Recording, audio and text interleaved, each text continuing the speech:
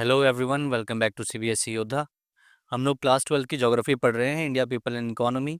और आज हम इसका सेकंड चैप्टर पढ़ने वाले हैं, ह्यूमन सेटलमेंट्स। और ये हमारी रैपिड रिवीजन सीरीज चल रही है, तो बिना देर किए शुरू करते हैं। कौन कौन से टॉपिक्स हम लोग कवर करने वाले हैं आज? रूरल सेटलमेंट्स के बारे में पढ़ेंगे, उनके टाइप्स एंड डिस्ट्रीब्यूशन के बारे में पढ़ेंगे, और सेम इसी तरीके से पढ़ेंगे अर्बन सेटलमेंट्स के बारे में। इंडिया में टाउन्स का एवोल्यूशन कैसे होता है, urbanisation in India, functional classification of towns, and last में हमारे पास एक टॉपिक आ जाएगा स्मार्ट सिटीज मिशन। तो बिना देर किए शुरू करते हैं। ह्यूमन सेटलमेंट्स होते क्या है? They are the cluster of dwellings. Cluster of dwellings का मतलब होता है ग्रुप ऑफ हाउसेज जहाँ पे लोग एक साथ रहते हैं। People build houses and structures and use near by land for economic activities. लोग घर बनाते हैं, दूसरे स्ट्रक्चर बनाते हैं, और आसपास का जो लैंड है, आसपास की जो जमीन है, उस पे इकोनॉमिक एक्टिविटीज करते हैं, यानी कि पैसा कमाते हैं। Settlement form through grouping of people and division of land and resources. Settlement बनता कैसे है? Through grouping of people. यहाँ पे एक आदमी नहीं रहेगा, यहाँ पे ग्रुप ऑफ पीपल रहते हैं। And division of land and resources, यहाँ पे जमीन किसी एक के नाम नहीं होगी, यहाँ पे रिसोर्सेज का यूज कोई एक आदमी नहीं करेगा। ग्रुप ऑफ पीपल रिसोर्सेज को यूज करेंगे, ग्रुप ऑफ पीपल में लैंड डिवाइडेड होगा। आगे हमारे पास ये 3 मार्क्स में देखने को मिल सकता है आपको, types and size of settlements. तो पहला पॉइंट क्या है? Settlements ranges from small hamlets to large metropolitan cities. छोटी छोटी बस्तियों से लेकर के लार्ज सिटीज तक आपको सेटलमेंट्स इंडिया में देखने को मिलेंगी। As settlements grow their economy, society, ecology, technology changes. जैसे जैसे सेटलमेंट ग्रो होती है, सेटलमेंट का साइज बढ़ता है, गांव का या शहर का साइज बढ़ता है, वैसे वैसे उसकी इकोनॉमी भी चेंज होती है, वहाँ की सोसाइटी, वहाँ की इकोलॉजी और वहाँ की टेक्नोलॉजी भी चेंज होती है। विलेजेस क्या होते हैं? Villages are small and widely spaced. Villages वैसे तो साइज में छोटे होते हैं, और लेकिन यहाँ पे घरों के बीच में, हाउसेस के बीच में अच्छा खासा स्पेस होता है। और यहाँ पे लोग क्या काम करते हैं? मेनली एग्रीकल्चर या फिर प्राइमरी एक्टिविटीज, एग्रीकल्चर से रिलेटेड दूसरी एक्टिविटीज करेंगे। Urban settlements they are larger but dense. यहाँ पे एरिया बहुत ज़्यादा लार्ज है, लेकिन फिर भी यहाँ पे जो सेटलमेंट्स हैं वो बिल्कुल अगल बगल मिली होंगी। यहाँ पे जो लोगों के घर हैं बिल्कुल अगल बगल मिले होंगे। और यहाँ पे जो लोग काम करते हैं वो या तो फिर सेकेंडरी एक्टिविटीज़ में काम कर रहे हैं या फिर टर्शरी एक्टिविटीज़ में काम कर रहे हैं, यानी कि मैन्युफैक्चरिंग में या फिर सर्विस सेक्टर में यहाँ पे लोग काम करते हुए नजर आएंगे। एग्रीकल्चर वाले यहाँ पे नहीं हैं। Settlement type reflects development level and occupation of people. Settlement के टाइप से हमें पता चलता है कि यहाँ पे डेवलपमेंट लेवल कैसा है और यहाँ के लोग क्या काम कर रहे होंगे। अगर सपोज आपसे कोई कहता है कि मैं गांव में रहता हूँ, तो ऑटोमेटिकली हमारे दिमाग में क्या आ जाता है कि वहाँ पे जो डेवलपमेंट लेवल होगा वो लो होगा, वहाँ पे डेवलपमेंट बहुत कम हुई है। और जनरली गाँव में अगर कोई आपसे कह रहा है कि मैं गाँव से बिलोंग करता हूँ, तो वो या तो खेती बाड़ी कर रहा है, एग्रीकल्चर कर रहा है, या कोई छोटा मोटा काम कर रहा है। अगला हमारे पास क्वेश्चन 3 मार्क्स में यही देखने को मिल सकता है कि रूरल एंड अर्बन सेटलमेंट्स के बीच में डिफरेंस क्या होता है। Mainly rural settlements depend on land based primary activities. Rural settlements में लोग लैंड बेस्ड प्राइमरी एक्टिविटीज पे डिपेंडेंट होते हैं, वही काम करते हैं, या तो एग्रीकल्चर या एग्रीकल्चर से रिलेटेड दूसरी चीजें जैसे fishing, forestry, etc. Urban settlements में दूसरी तरफ लोग या तो इंडस्ट्रीज में काम कर रहे हैं या फिर सर्विस सेक्टर में काम कर रहे हैं, बैंकिंग में, आईटी में, वो सारी चीजों में जॉब कर रहे हैं। Cities act as economic centres providing goods and services to rural and urban areas. Cities economic centres की तरह काम करती हैं, जो गांव में भी और शहरों में भी गुड्स और सर्विसेज प्रोवाइड करा रही हैं in exchange for food and raw material. और बदले में इन्हें दूसरे सेटलमेंट से, रूरल सेटलमेंट से क्या मिलता है? फूड ये वहां से लेती हैं और रॉ मटेरियल इन्हें वहां से प्रोवाइड होता है। Transport and communication connect rural and urban areas. Transport और कम्युनिकेशन से रूरल और अर्बन एरियाज आपस में जुड़ते हैं। अच्छा, याद रखना, जितना अच्छा ट्रांसपोर्ट होगा, जितनी अच्छी सड़कें होंगी, उतना ही ज्यादा माइग्रेशन होगा रूरल टू अर्बन एरियाज। ये आगे हम पढ़ेंगे। आगे कह रहे हैं rural life has close personal relations, urban life is fast paced, complex and more formal. गांव में सब लोग एक दूसरे को जानते हैं, 3 गली छोड़ के भी अगर आप किसी का घर पूछेंगे तो वो आपको बता देंगे। लेकिन अर्बन एरियाज में लोगों के पास टाइम ही नहीं है, वहां पे जिंदगी बहुत तेज चलती है, वहां पे लाइफ बहुत फास्ट पेस्ड है, बहुत कॉम्प्लेक्स है और फॉर्मल है। लोग एक दूसरे से हाई हेलो करते हैं, बस इससे ज्यादा पूछने का टाइम उनके पास है नहीं। गाँव में बिल्कुल अपोजिट होता है। अब आगे हमारे पास टॉपिक आ जाता है टाइप्स ऑफ रूरल सेटलमेंट्स। देख लेते हैं। कह रहे settlement type depends on built up area and distance between houses. Settlement का टाइप डिपेंड करता है किस चीज पे, बिल्ट अप एरिया पे, कितने एरिया में चीजें कंस्ट्रक्शन हो रखी हैं, बिल्डिंग्स बन रखी हैं, घर बन रखे हैं, और दूसरा हाउसेस के बीच में कितनी डिस्टेंसेस हैं। इस पे हम कैटेगराइज करेंगे रूरल सेटलमेंट्स को। आगे कह रहा है compact clustered villages with hundred of houses are common in the northern plains. Northern plains में यानी कि यूपी, बिहार और झारखंड वाले एरिया में आपको जो हाउसेस देखने को मिलेंगे वो कॉम्पैक्ट और क्लस्टर्ड विलेजेस देखने को वहां पे मिलेंगे, यानी कि वहां पे जो घर है, वहां पे जो गांव है, वो बिल्कुल अगल बगल मिले हुए हैं। ठीक है, छत से छत मिली हुई होती है जनरली ऐसे गांव में। Other rural settlement types exist based on local geography and living condition. इसके अलावा अगर हम कैटेगराइज करेंगे तो लोकल ज्योग्राफी के बेस पे करेंगे, वहाँ पे टेरेन कैसा है, वहाँ पे लिविंग कंडीशन कैसी है, उसके बेसिस पे हम रूरल सेटलमेंट्स को कैटेगराइज करते हैं। आगे कह रहा है factors and conditions responsible for having different types of rural settlements in India. India में अलग अलग रूरल सेटलमेंट्स मिल रही हैं, इसके लिए कौन कौन से फैक्टर्स जिम्मेदार है, कौन कौन से फैक्टर्स रिस्पॉन्सिबल हैं, ये आपको एमसीक्यूज में भी देखने को मिल सकता है। ठीक है, और 3 मार्क्स क्वेश्चन में भी देखने को मिल सकता है। तो सबसे पहले फिजिकल फैक्टर्स क्या क्या है? नेचर ऑफ टेरेन, ऑल्टीट्यूड यानी कि height, climate and availability of water. ठीक है, फिजिकल फीचर जिसकी वजह से गांव आपको अलग अलग टाइप के नजर आएंगे। पहली चीज है टेरेन, या तो ये पहाड़ में होंगे गांव या फिर ये प्लेन एरिया में होंगे। ठीक है, पहाड़ में होंगे तो ऑल्टीट्यूड ज्यादा होगा, किस ऑल्टीट्यूड पे वो गांव बसे हुए हैं, रूरल एरियाज बसे हुए हैं। ठीक है, वहाँ का क्लाइमेट कैसा है और वहाँ पे फ्रेश वाटर अवेलेबल है या नहीं है। इसके अलावा कुछ कल्चरल और एथनिक फैक्टर्स भी होते हैं जिनकी वजह से अलग अलग रूरल सेटलमेंट्स हमें देखने को मिलेंगे, जैसे कि सोशल स्ट्रक्चर किसी गांव का क्या है, कास्ट एंड रिलीजन, किस पर्टिकुलर कास्ट और रिलीजन के लोग वहां पे रह रहे हैं। ठीक है, इसके बेसिस पे भी हम गाँव को, रूरल एरियाज को क्लासिफाई कर सकते हैं। इसके बाद आ जाता है security factors, defence against theft and robberies. गांव में लोग अगल बगल घर इसलिए भी बना लेते हैं जिससे थेफ्ट यानी कि चोरी और रोबरी से वो बच के रह सकें, है ना। अगर अकेला घर होगा तो वहां पे लूटपाट के चांसेस ज्यादा होते हैं, चोरी चकारी के चांसेस ज्यादा होते हैं। आगे हमारे पास टॉपिक है टाइप्स ऑफ रूरल सेटलमेंट्स। अगर ये पूरा टॉपिक पूछा, सारे टाइप्स आपसे पूछ लिए गए एक ही बार में, तो ये 5 मार्क्स में आएगा। अगर एक एक करके उसने पूछा, features of clustered settlement, features of Hamlet's, वो सारी चीजें अगर पूछी तो 3 मार्क्स में पूछेगा। अगर एक टाइप पूछा तो 3 मार्क्स में, अगर सारे एक ही बार पूछ लिए तो 5 मार्क्स में ये क्वेश्चन आपको देखने को मिलेगा। तो सबसे पहले टाइप्स ऑफ रूरल सेटलमेंट में हमारे पास आ जाता है क्लस्टर्ड सेटलमेंट्स। ठीक है, ये देख लेते हैं। Clustered settlements have houses built together. ठीक है, क्लोज टुगेदर। यहाँ पे घर आपको बिल्कुल अगल बगल ऐसे बिछे हुए मिलेंगे। ठीक है, बिना यहाँ पे आपको जगह नहीं मिलेगी आगे जाने की, इतनी ज्यादा भीड़ अगल बगल घरों में होगी। कह रहे हैं living areas are separate from surrounding farms and pastures. ठीक है, जैसे ये देखो, ये कोई गांव है, सपोज ये कोई गांव है और ये है लिविंग एरिया, यहाँ पे लोगों के घर बने हुए हैं बस। ठीक है, और ये पूरा का पूरा जो इसके आसपास है, यहाँ पे आपको खेत खलिहान वो सारी चीजें नजर आएंगी। ठीक है, यानी कि यहाँ पे लोग रह रहे हैं और यहाँ पे इकोनॉमिक एक्टिविटीज कर रहे हैं। तो यही ये कह रहा है कि living areas are separated from surrounding farms and pastures. खेतों से अलग होंगे लिविंग एरियाज। आगे कह रहा है पैटर्न्स में भी रेक्टेंगुलर, रेडियल और लीनियर। ये जो गांव है ये आपको रेक्टेंगल पैटर्न में भी देखने को मिल सकते हैं, इसके अलावा रेडियल पैटर्न में भी देखने को मिल सकते हैं। जैसे मेन पॉइंट है, यहाँ से इस तरफ घर बनते हुए जा रहे हैं, इस तरफ घर बनते हुए जा रहे हैं, इस तरीके से। और या फिर लीनियर हो सकते हैं। ठीक है, एक एक घर के बगल में एक घर इस तरीके से बनता हुआ जा रहा है लीनियर फॉर्म में।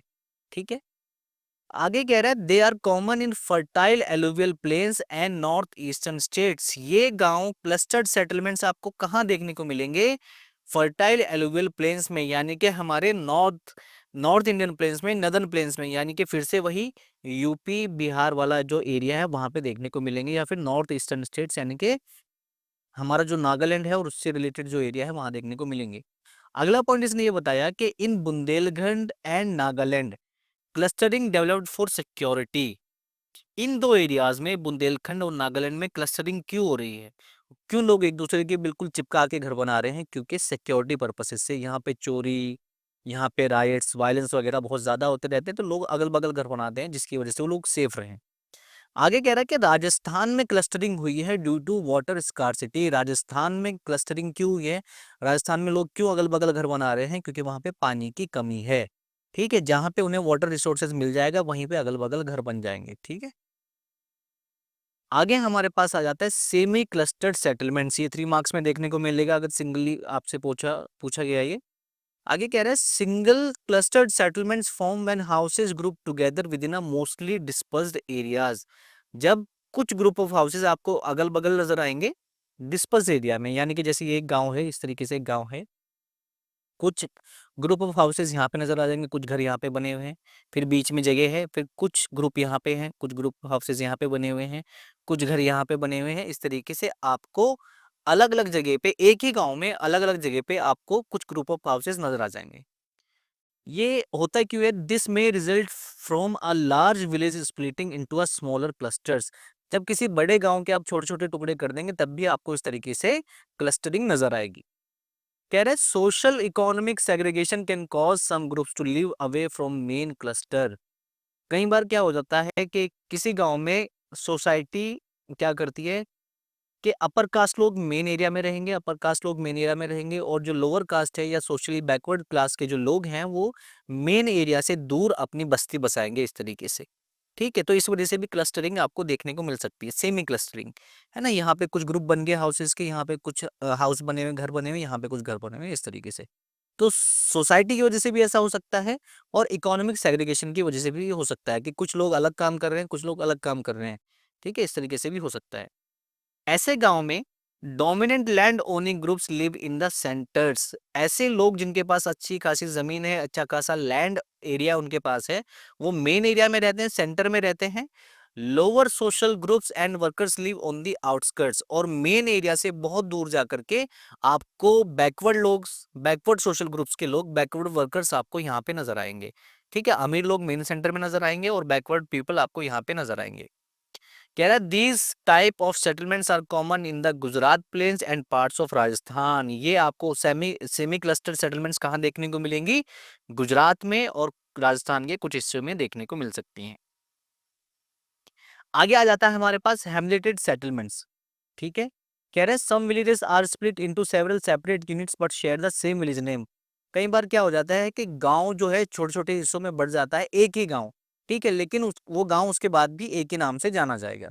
अभी जो छोटे छोटे यूनिट हैं इन्हें अलग अलग एरिया में अलग अलग नाम से बुलाया जाता है। किसी एरिया में इन्हें पन्ना कहा जाता है, किसी में पारा, पल्ली, नागला, धनी, ईटीसी, इन छोटे छोटे यूनिट्स को बुलाया जाता है। Segmentation happens due to social and ethnic factors. अब ये जो सेगमेंटेशन यहाँ पे हुआ है, अलग अलग सेगमेंट बने हैं, छोटे छोटे ग्रुप्स बने हैं, ठीक है, ये किस वजह से होता है? फिर से वही सोशल फैक्टर्स की वजह से। ठीक है, जो अच्छे खासे जो प्रोस्पेरस ग्रुप्स हैं वो एक जगह रहेंगे, जो बैकवर्ड क्लासेस हैं वो अलग जगह रहेंगी, और एथनिक फैक्टर्स की वजह से भी ऐसा हो सकता है। They are common in the middle and lower Ganga plains, Chhattisgarh and lower Himalayan regions, lower Himalayan valleys. ठीक है, यहाँ पे आपको हैमलेटेड सेटलमेंट्स देखने को मिल सकते हैं। Dispersed settlements. Dispersed settlements are made of scattered huts, hamlets in the remote hills or forest areas। ठीक है, यहाँ पे इस इमेज में आप देखिए, एक घर यहाँ बना हुआ है, एक घर यहाँ पे बना हुआ है, एक घर यहाँ पे बना हुआ है। ऐसा क्यों होता है? जनरली क्या होता है कि स्लोप एरिया में, पहाड़ों में स्लोप ज्यादा जेंटल नहीं होता। ठीक है, किसी को यहाँ पे जगह मिल गई तो उसने यहाँ पे घर बना लिया, किसी को यहाँ पे जगह मिल गई तो उसने यहाँ पे घर बना लिया। इस तरीके से सारे के सारे जो हट्स हैं, ज्यादातर जो हट्स हैं वो स्कैटर्ड होंगे, फैले हुए होंगे, बिखरे हुए होंगे। आगे कह रहा है farms and pastures lie on near by slopes. यहाँ पे इन्होंने घर बना लिया और अगल बगल वाले स्लोप पे इनके खेत होते हैं। ठीक है, कह रहा है form due to rugged terrain and limited habitable land. ऐसे ये होते क्यों है? डिस्पर्स सेटलमेंट होती क्यों है? या तो टेरेन की वजह से, रग्ड टेरेन की वजह से, यानी कि यहाँ पे स्लोप नहीं है, यहाँ स्लोप जेंटल नहीं है, बहुत स्टीप स्लोप देखने को मिलेगा तब ऐसा होगा। और लिमिटेड हैबिटेबल लैंड, यानी कि यहाँ पे जो लैंड है वो लिमिटेडली हैबिटेबल है। आप पूरे पे घर नहीं बना सकते, एक के ऊपर एक, एक के ऊपर एक, ऐसा करके घर नहीं बन सकते। जहाँ पे हल्का सा आपको जेंटल स्लोप नजर आएगा, इस तरीके से जेंटल स्लोप नजर आएगा, वहीं पे आप घर बना सकते हैं। ठीक है, तो हैबिटेबल लैंड यहाँ पे कम है ऐसे एरियाज में। They are common in Meghalaya, Uttarakhand, Himachal Pradesh and Kerala. पहाड़ी एरियाज में, हिल्स में आपको जनरली ऐसा देखने को मिलेगा। अब हमारे पास रूरल सेटलमेंट्स खत्म हो जाते हैं, अगला हमारे पास टॉपिक आता है urban settlements. They are large compact and mainly non agricultural. ये 3 कीवर्ड्स आपको याद रखने हैं। वो साइज में बहुत बड़े होते हैं लेकिन फिर भी कॉम्पैक्ट होते हैं। यहाँ पे जो सेटलमेंट्स है बिल्कुल अगल बगल नजर आएंगे। यहाँ पे घर अगल बगल, कई बार तो एक ही दीवार से लगे हुए घर भी आपको नजर आएंगे। और यहाँ पे मेनली लोगों का काम क्या है, they are non agricultural activities में यहाँ पे लोग लगे हुए होते हैं, खेती बाड़ी नहीं करते वो। They perform trade, industry, administration and service function. ये सारे काम वो कर रहे हैं, खेती नहीं कर रहे हैं। Cities stay link to surrounding rural areas in an interdependent way. Cities जो हैं, जो मेजर सिटीज हैं, वो अपने आसपास के रूरल एरियाज में जुड़ी हुई होती है, उनसे जुड़ी हुई होती है, लेकिन इंटरडिपेंडेंट होती हैं। किस तरीके से? रूरल एरियाज इन्हें कुछ रॉ मटेरियल प्रोवाइड कराते हैं और यहाँ से अच्छा खासा पैसा इन लोगों के पास जाता है, तो इस तरीके से they are interdependent. Goods and services move between cities and villages directly और वाया मार्केट टाउन्स। वही अभी मैं आपको बता रहा था, सिटीज और विलेजेस के बीच में गुड्स और सर्विसेज एक्सचेंज होते रहते हैं मार्केट टाउन्स की हेल्प से। ठीक है, छोटे छोटे मार्केट्स लगे होंगे, गांव से मार्केट टाउन की तरफ कोई सब्जी लेके आता है और सिटीज से लोग यहाँ पे सब्जी खरीदने जाते हैं, तो इस तरीके से गुड्स और सर्विसेज एक्सचेंज हो रहे हैं। This creates a network connecting cities and villages and with each other. यहाँ पे सिटीज और विलेजेस आपस में जुड़े होंगे इस तरीके से। ठीक है, रूरल विलेजेस क्या कर रहे हैं, विलेजेस एरियाज क्या कर रहे हैं, मार्केट टाउन में अपनी सब्जियां लेके जा रहे हैं, अपनी चीजें लेके जा रहे हैं बेचने के लिए, और सिटी एरिया से लोग यहाँ पे सब्जी खरीदने आ रहे हैं। सब्जी में सिर्फ एक एग्जाम्पल दे रहा हूँ, और भी कई सारी चीजें हो सकती हैं। अर्बन सेटलमेंट्स होती क्या है? According to census of India 1991, census of India 1991 के हिसाब से अर्बन सेटलमेंट की डेफिनेशन क्या है? तो कह रहा है a place with municipality, corporation, cantonment board और नोटिफाइड टाउन एरिया कमेटी। एक ऐसा एरिया, वहाँ पे ये कोई ना कोई चीज़ देखने को मिलेगी, या तो वहाँ पे नगर पालिका होगी, या कोई कॉरपोरेशन होगा, या कोई कैंट एरिया होगा, आर्मी एरिया होगा। ठीक है, ये सारी इनमें से एक चीज़ वहाँ पे हो सकती है। और वहाँ की जो मिनिमम पॉपुलेशन है वो 5000 होनी चाहिए। इसके अलावा at least 75% of male workers in non agricultural activities. जितने भी मेल उस अर्बन एरिया में रह रहे हैं उसमें से एटलीस्ट 75% लोग ऐसा कोई काम कर रहे हों जो एग्रीकल्चर से रिलेटेड नहीं है। पॉपुलेशन डेंसिटी एटलीस्ट वहाँ पे कितनी होनी चाहिए? 400 प्लस पर्सन पर स्क्वायर किलोमीटर। एक स्क्वायर किलोमीटर में डेंसिटी कितनी होनी चाहिए? 400 से ज़्यादा होनी चाहिए। अगर ये सारी कंडीशंस पूरी हो जाती हैं तब हम उस एरिया को कहेंगे कि हाँ ये कोई अर्बन एरिया है, ये कोई अर्बन सेटलमेंट है। और ये जो डेफिनेशन दी गई थी 1991 की सेंसस में, जनगणना में दे दी गई थी। ओके, अगला हमारे पास टॉपिक आ जाता है evolution of towns in India. सबसे पहले कह रहा है India has a long history of towns dating back to pre historic times. हमारे यहाँ जो टाउन्स है बहुत पुराने टाइम के आपको देखने को मिल सकते हैं। जैसे कि हड़प्पा एक टाउन था, मोहनजोदाड़ो एक टाउन था। They were well plan towns of Indus valley civilisation. ये बहुत पुराने टाउन्स हैं और अच्छी खासी यहाँ पे बिल्डिंग्स बनी हुई थी, आप देख सकते हैं। पक्की ईंटें यहाँ पे यूज होती थी, बेक्ड ब्रिक्स यहाँ पे यूज होती थी। The 18th century arrival of Europeans started a new phase of town development in India. जब यूरोपियंस आए हमारे यहाँ तो उन्होंने टाउन डेवलपमेंट का एक नया फेज शुरू कर दिया, अपने तरीके से टाउन्स को डेवलप करना शुरू कर दिया था इंडिया में। ये जो टॉपिक है हमारे पास 5 मार्क्स में देखने को मिल सकता है। On the basis of their evolution in different periods Indian towns में बी क्लासिफाइड एज। आपसे पूछा जाएगा इंडियन टाउन्स को क्लासिफाई करो on the basis of their evolution. ठीक है, तो सबसे पहले हमारे पास आ जाता है ancient towns. India has many Asian towns over 2000 years old. India के पास बहुत ऐसे टाउन हैं जो 2000 साल से भी पुराने हैं। Most began as religious and cultural centres. और इनमें से ज़्यादातर ऐसे हैं जो कभी ना कभी रिलीजियस सेंटर रहे होंगे और आज की डेट में मेगा टाउन्स बन गए हैं। जैसे कि Varanasi is the most prominent among them. एक एग्जाम्पल हमारे पास क्या है? वाराणसी है। ये स्टार्टिंग से ही रिलीजियस सेंटर रहा है, कल्चरल सेंटर रहा है, तो आज की डेट में ये अच्छा खासा टाउन बन गया है। इसी तरह के हमारे पास दूसरे एग्जाम्पल्स हैं, प्रयागराज यानी कि इलाहाबाद, जिसका पुराना नाम इलाहाबाद था, पाटलिपुत्र, पटना और मदुरई। उसके बाद आ जाते हैं हमारे पास मिडिवल टाउन्स, जो मिडिवल एरा में बने थे, यानी कि जब हमारे यहाँ अ, तुगलक वंश आया था, जब हमारे यहाँ गुलाम वंश आया था, जब हमारे यहाँ गुलाम डायनेस्टी, ठीक है, जब हमारे यहाँ सल्तनत एरा जब चल रहा था उस समय बने थे हमारे यहाँ मिडिवल टाउन्स। ठीक है, क्या कह रहा है? Around 100 towns in India date back to the medieval period. सल्तनत एरा, उसके बाद मुगल इन्वेजन के टाइम पे हमारे पास 100 टाउन्स हैं। Most grew as administrative centres of kingdoms and princely states. उस समय यहाँ पे जितने भी राजा महाराजा रहे होंगे मिडिवल टाउन में, मिडिवल एरा में, वो इन सिटीज को क्यों डेवलप करते थे? एडमिन सेंटर्स की तरह डेवलप करते थे। मतलब यहीं से वो अपने पूरे राज्य का, पूरे किंगडम का प्रशासन चलाते थे, इन्हीं टाउन से। मैनी वर fort towns often built over older settlements. इनमें से जनरली जो टाउन्स हैं वो फोर्ट टाउन्स हैं, यानी कि यहाँ पे आपको किले देखने को मिलेंगे, फोर्ट देखने को मिलेंगे। की एग्जांपल्स क्या है? दिल्ली, हैदराबाद, जयपुर, लखनऊ, आगरा और नागपुर। ताजमहल हमारा आगरा में है, ये हमारा दिल्ली है, ये हमारा हैदराबाद है, और ये जयपुर का एक मॉन्यूमेंट है। तो ये उस समय बने थे, मिडिवल एरा में बने थे, तो इन्हें हम क्या कहते हैं? मिडिवल टाउन्स बोलते हैं। आगे हमारे पास आ जाता है modern towns. Europeans, especially the British, founded many towns starting with coastal trading ports like Surat, Daman, Goa and Pondicherry. ठीक है, यूरोपियंस जब हमारे यहाँ आए तो उन्होंने भी बहुत सारे यहाँ पे टाउन्स डेवलप करे, खासकर ब्रिटिशर्स ने। जैसे कि सबसे पहले सूरत, दमन, गोवा, पोंडिचेरी, ये जो पोर्ट एरियाज हैं ये इन्होंने डेवलप करे थे ब्रिटिशर्स ने। The British later developed Mumbai, Chennai, Kolkata as major centers with British style architecture। इसके बाद इन्होंने मुंबई, चेन्नई और कोलकाता में भी अपने स्टाइल से, अपने आर्किटेक्चर के स्टाइल से बिल्डिंग्स बनाई थी। ये हमारा मुंबई में है और ये वाला जो बिल्डिंग है हमारी, ये कोलकाता में है। They also created admin towns, hill station, civil military areas. ये सारी चीजें भी अंग्रेजों ने बनाई। After 1850 industrial towns emerged, Jamshedpur being a key example. 1850 के बाद हमारे यहाँ इंडस्ट्रियल टाउन्स भी बनते हैं और उसका एक एग्जांपल हमें दिया गया है जमशेदपुर। मॉडर्न टाउन्स के बारे में ही आगे बात कर रहा है। पोस्ट इंडिपेंडेंस, जब हमारे यहाँ से अंग्रेज चले गए तो उसके बाद हमारे यहाँ क्या क्या चीजें होती हैं? New administrative towns were built, नए एडमिन टाउन हमें मिलते हैं, जैसे कि चंडीगढ़ है, Bhubaneswar, Gandhinagar, Dispur, ETC. New industrial towns emerge, इसके अलावा हमारे पास इंडस्ट्रियल टाउन्स भी नए नए आते हैं, जैसे दुर्गापुर है, भिलाई, सिंदरी, बरौनी, ईटीसी।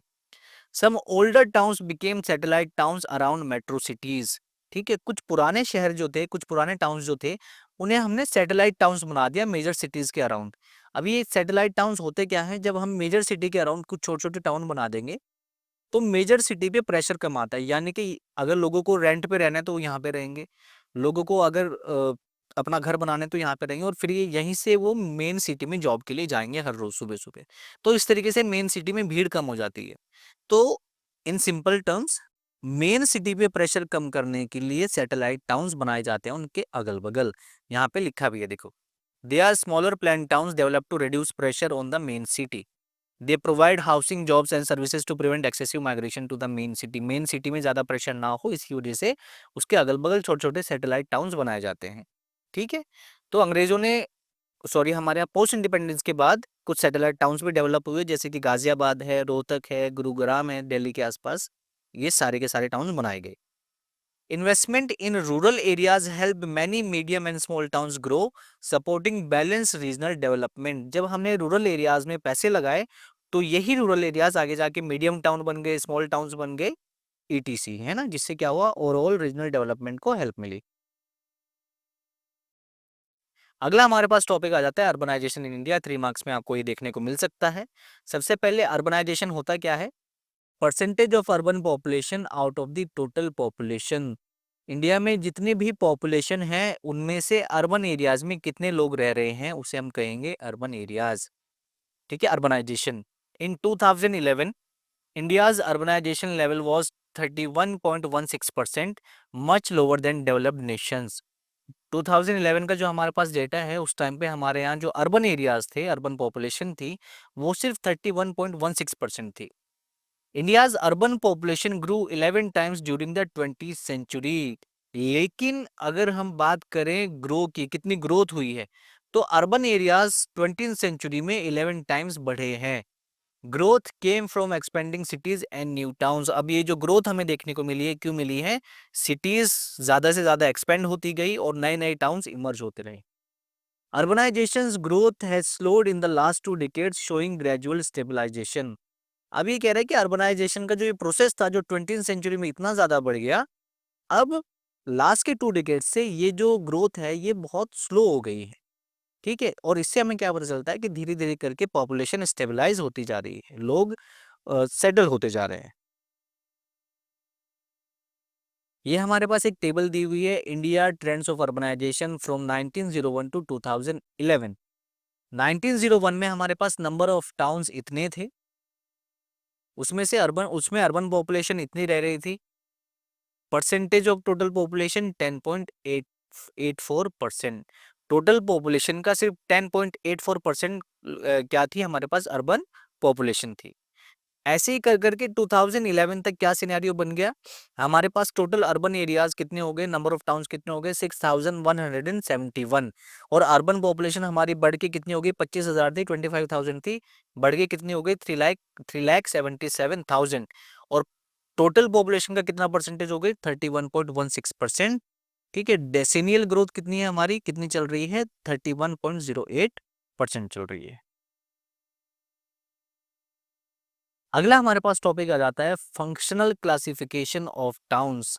अगर हम टाउन्स को उनके फंक्शन के हिसाब से क्लासिफाई करते हैं तो किस तरह के टाउन्स हमारे पास हैं, कितने तरह के टाउन्स हमारे पास है।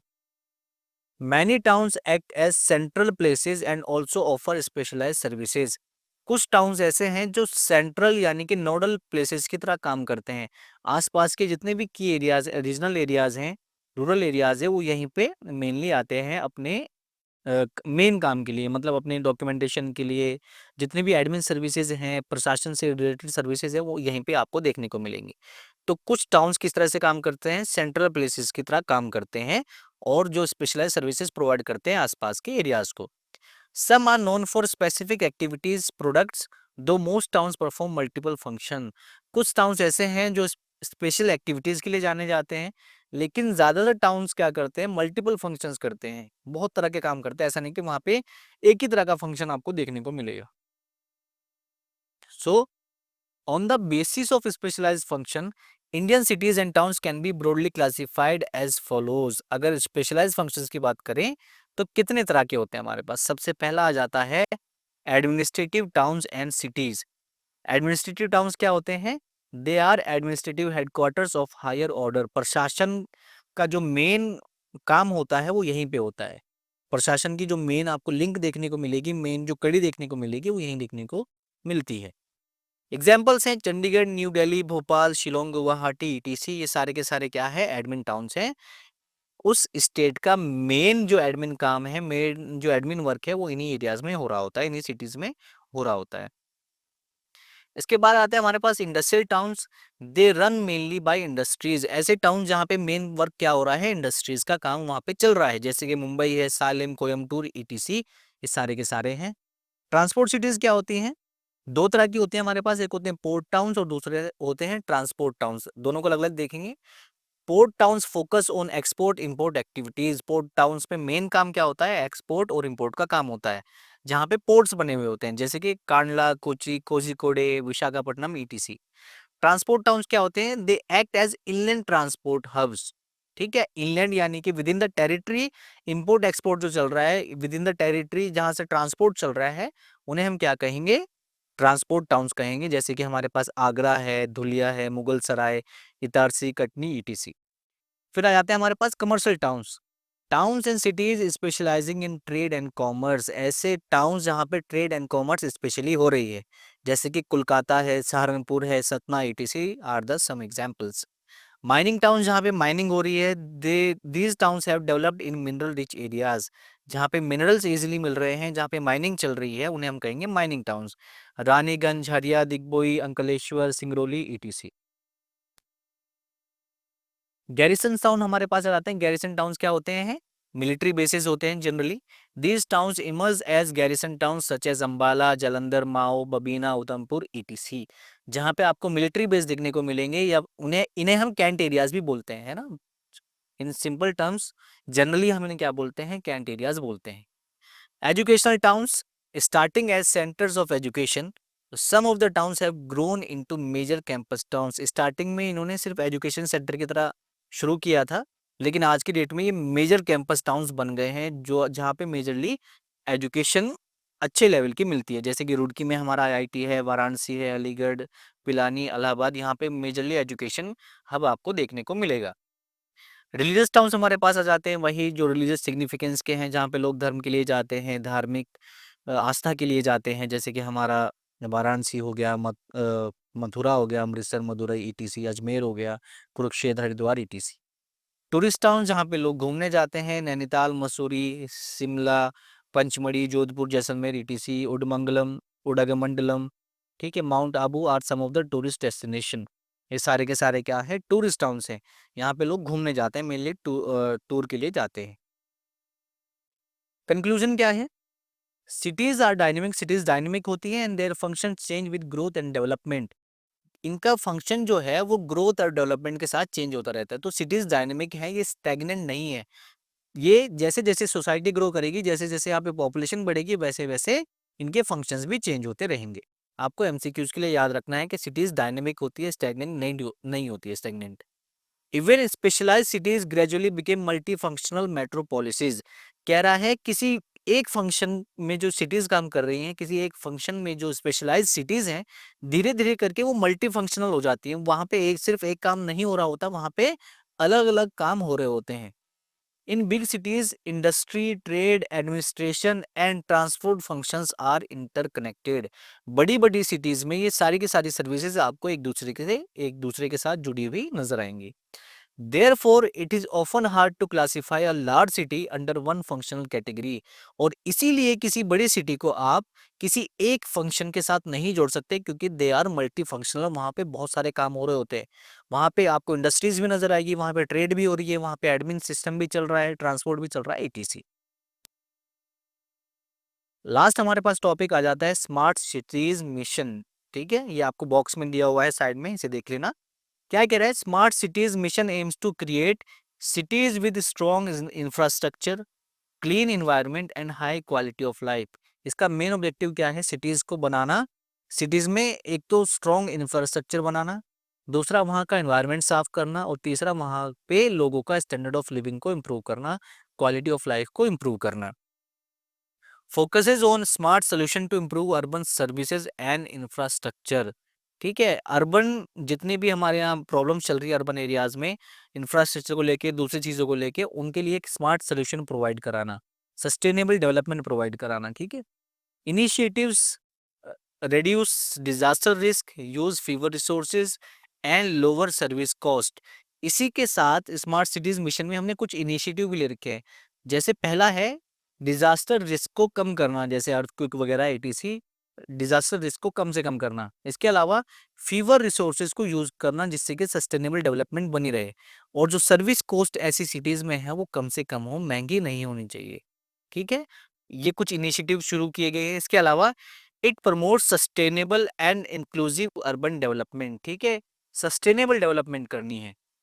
Develops compact model areas that act as lighthouse example for other cities.